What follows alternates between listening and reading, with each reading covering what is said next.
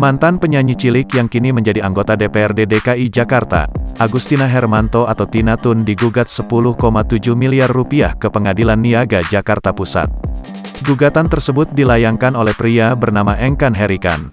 Hal itu diketahui dalam video yang diunggah di kanal YouTube KH Infotainment, Sabtu, tanggal 28 Agustus tahun 2021.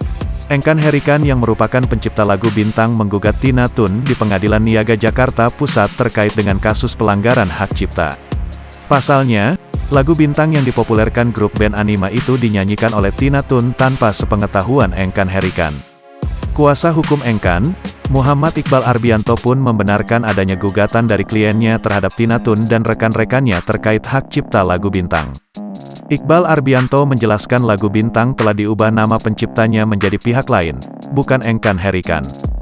Jadi memang benar kami mewakili klien kami. Engkan Herikan telah mengajukan gugatan perbuatan melawan hukum di Pengadilan Niaga Jakarta Pusat terhadap beberapa orang, kata Iqbal.